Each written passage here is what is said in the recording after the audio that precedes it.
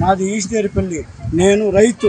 ఈ రోజు 2 ట్రాక్టర్లు తోలుకొస్తానే అంతే ఈ పొద్దు జగన్మోహన్ రెడ్డి వస్తానని ఆయన ఆనందం కోసము నాది రోడ్లో పోసేసి దాన్ని తొక్కిచ్చేసి నా సంవత్సరం అంతా పండించిన పంటని నన్ను ఎంత వృధా లేకుండా చేసి గవర్నమెంట్ సబ్సిడీ పోయా నాకు నా సొంత కాయ కూడా నేను ఈ పొద్దు నేను అమ్ముకోలేక రోడ్డు మీద పోసి తొక్కిచ్చేసుకుంటే ఈ పొద్దు అదే జగన్మోహన్ రెడ్డి దగ్గర ఈ వైసీపీ గుండా నాయకులు ఈ పని చేసి నేను ఎట్టా లేకుండా ఈ పొద్దు నేను సంవత్సరం చేసిన పంటంతా నాకు వృధా అయిపోయి నా బాధను యూనికని చెప్పేది నాకు ప్రభుత్వం ఇచ్చేది పోయా నేను ఇప్పుడు నాది అమ్ముకునే అవకాశం లేకుండా కూర్చుంది. జగన్మోహన్ రెడ్డి చేసిన పనికి నా జీవితం అంతా ఈ సంవత్సరం అంతా నాకు కూర్చా ఈ వైసీపీ నాయకులు ఈ పొద్దు చీరవ కట్టుకొచ్చి నా ట్రాక్టర్ ఎత్తి రోడ్డు పాలు చేసి నా ట్రాక్టర్తో తొక్కిచ్చేసి ఎందున లేకుండా మళ్ళీ కూడా నేను దాన్ని ఎత్తి పోసుకోలేకుండా కూడా పరిస్థితి తొక్కిచ్చేసి ఇది దయచేసి మా ప్రభుత్వం మా గిట్టుబాటు మా సంవత్సరం అంతా చేసిన కష్టం కానీ ఇది దయచేస్తే నా జీవనం గడుపుకుంటాను. నాది ఈశ్వరిపల్లి.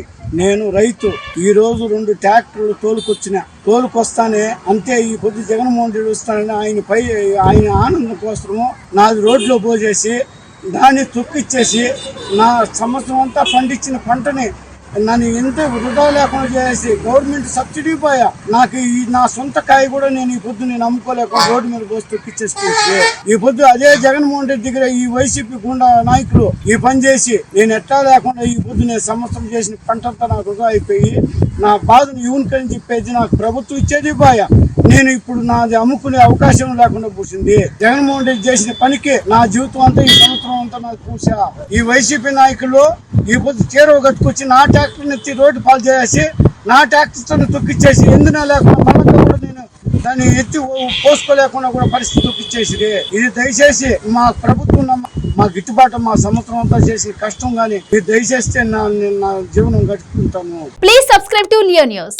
For more videos.